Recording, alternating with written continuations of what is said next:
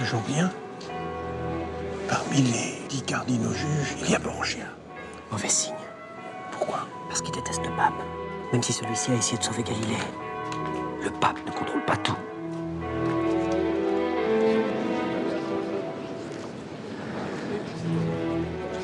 Croyez-vous qu'ils vont brûler ces œuvres? J'ai envoyé un exemplaire du dialogue à l'éditeur Elsevier en Hollande.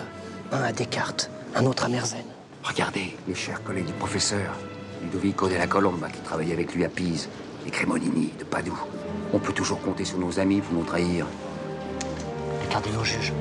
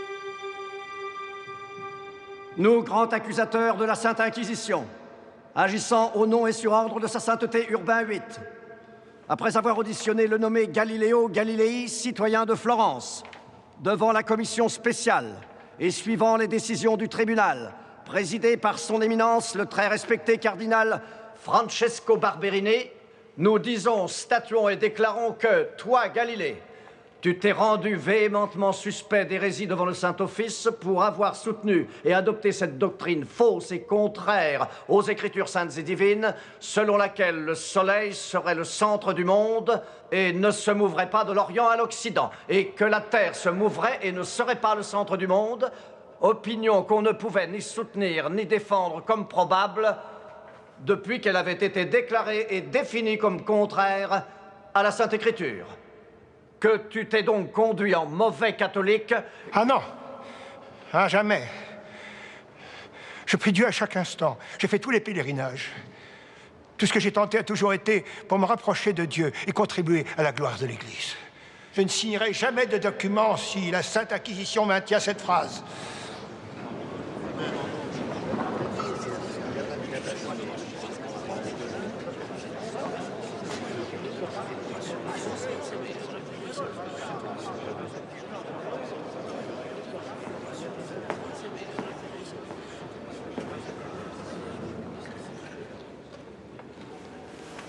Puisque le tribunal semble d'accord, dans un geste de clémence à votre égard, nous retirons cette phrase.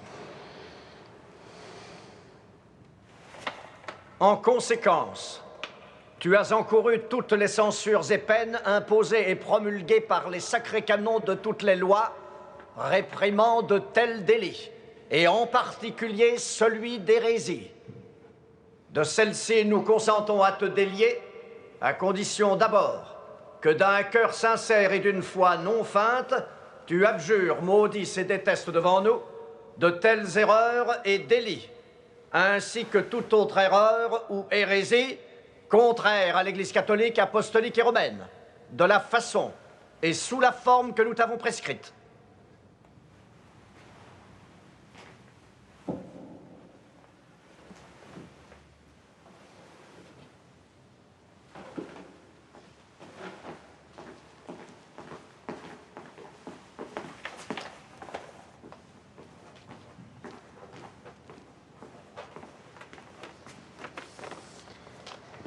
Moi, Galileo Galilei, fils de feu Vincenzo Galilei, comparaissant en personne devant ce tribunal et agenouillé devant vous, très éminents et révérends seigneurs, cardinaux, inquisiteurs généraux, agissant contre la dépravation hérétique dans tout le monde chrétien, ayant devant moi les saints évangiles que je touche des mains, je jure que j'ai toujours cru et qu'avec l'aide de Dieu, je continuerai à l'avenir de croire tout ce que la Sainte Église catholique et apostolique tient pour vrai, prêche et enseigne.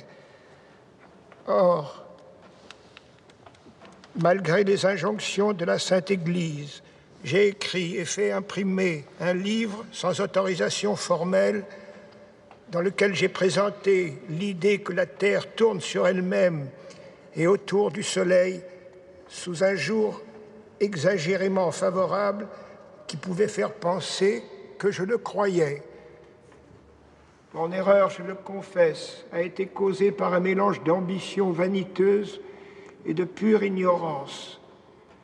Pour cela, j'ai été très justement jugé comme suspect d'hérésie. Voulant ôter de l'esprit de tout fidèle chrétien la suspicion suivant laquelle je croirais que la Terre tourne sur elle-même et autour du Soleil, j'abjure, je maudis et déteste d'un cœur sincère et d'une foi non feinte ces erreurs. Je jure à l'avenir de ne plus dire ni écrire quoi que ce soit qui pourrait nourrir des soupçons similaires à mon encontre, de me soumettre en toutes circonstances et sur tout sujet aux opinions, croyances et directives de notre mère, la très sainte Église apostolique et romaine.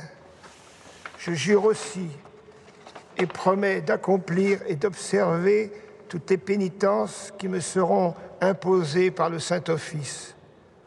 Tout cela, je le jure avec l'aide de Dieu et sur ces saints évangiles que je touche de mes mains.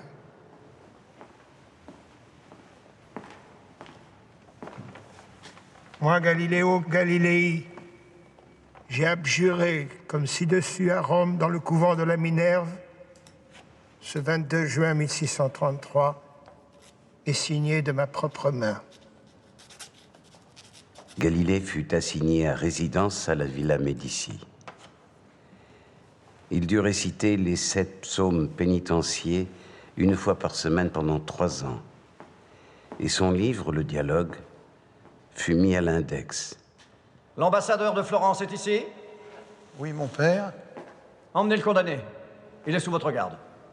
On dit que Galilée aurait murmuré en quittant le tribunal, et pourtant, elle tourne. Galilée vécut encore 9 ans. Bien qu'il perdît lentement la vue, il travailla et écrivit encore.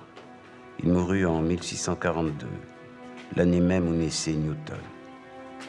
2 siècles et demi plus tard, en 1893, le pape Léon XIII affirmait dans une encyclique qu'il faut distinguer la Bible et l'enseignement scientifique, ce que préconisait Galilée. En 1971, l'astronaute David Herscott lâcha au-dessus du sol lunaire une plume de faucon et un marteau. Vérifiant que les 2 objets tombaient à la même vitesse, il s'écria « Galilée, tu avais raison ». En 1992, le pape Jean-Paul II, sans le réhabiliter vraiment, reconnut la validité de la position de Galilée, tout en soulignant que les découvertes scientifiques renvoient en définitive à une pensée transcendantale et originelle.